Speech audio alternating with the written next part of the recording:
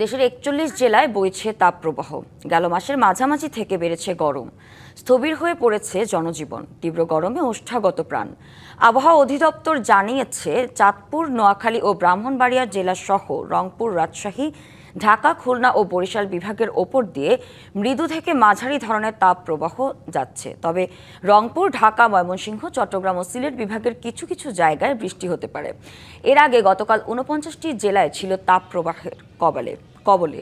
গতকাল দেশের সর্বোচ্চ তাপমাত্রা ছিল দিনাজপুরে ৩৮.৫ ডিগ্রি সেলসিয়াস, আর রাজধানী ঢাকায় ছিল ৩৬.৮ ডিগ্রি সেলসিয়াস। তাপপ্রবাহের আরও খবর জানাতে চুয়াডাঙ্গা থেকে সরাসরি যুক্ত হচ্ছেন সহকর্মী কামরুজ্জামান সেলিম। সেলিম, চুয়াডাঙ্গায় তাপপ্রবাহে জনজীবনে কি প্রভাব পড়েছে বা পড়ছে, আমাদেরকে একটু বিস্তারিত জানাবেন?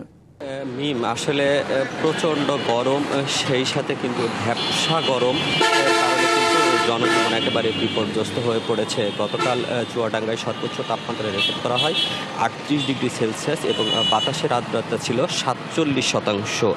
মিম, আসলে বাতাসের আর্দ্রতা যত বেশি থাকবে, গরমের তাপমাত্রা কিন্তু, গরমের যে তীব্রতা সেটি কিন্তু বেশি অনুভূত হবে। কারণ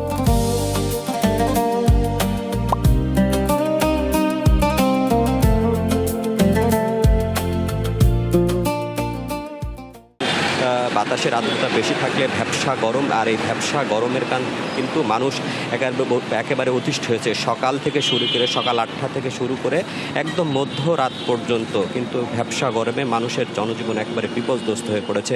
এর সবচেয়ে বেশি ভোগান্তিতে রয়েছে যারা শ্রমজীবী মানুষ রয়েছে, যারা খেটে খাওয়া মানুষ, তারা কিন্তু আসলে কাজ করতে পারছে না করার কারণে তাদের কিন্তু বেশ বিপাকেই পড়তে হচ্ছে। এছাড়া কিন্তু আপনি জানেন যে এই প্রচণ্ড গরমে কিন্তু হাসপাতালে রোগীর সংখ্যাও বেড়েছে, বিশেষ করে ডায়রিয়া এবং যারা বয়স্ক রয়েছে তাদের কিন্তু বেশি সমস্যা হচ্ছে। আমরা আবহাওয়া অফিসের সাথে কথা বলেছি। আবহাওয়া অফিসের পক্ষ থেকে যেটি বলা হচ্ছে যে আগামী কাল নাগাদ কিন্তু যে তাপমাত্রার যে পারদ, যে ভ্যাপসা গরম, সেটি কমে আসবে। আজ সকালে কিন্তু চুয়াডাঙ্গায় সর্বোচ্চ তাপমাত্রা রেকর্ড করা হয়েছে সকাল 9টায় 33.0 ডিগ্রি সেলসিয়াস এবং বাতাসের আর্দ্রতা ৭৪%। আপনি আসলে এই গরমের যে তীব্রতা, সেই বাতাসের আর্দ্রতা শুনলেই আসলে বুঝতে পারবেন যে কি পরিমাণের অসহায় জীবনযাপন করছে চুয়াডাঙ্গার মানুষ। একেবারে রাতেও কিন্তু এই ভ্যাপসা গরমে কিন্তু অনেকেই কিন্তু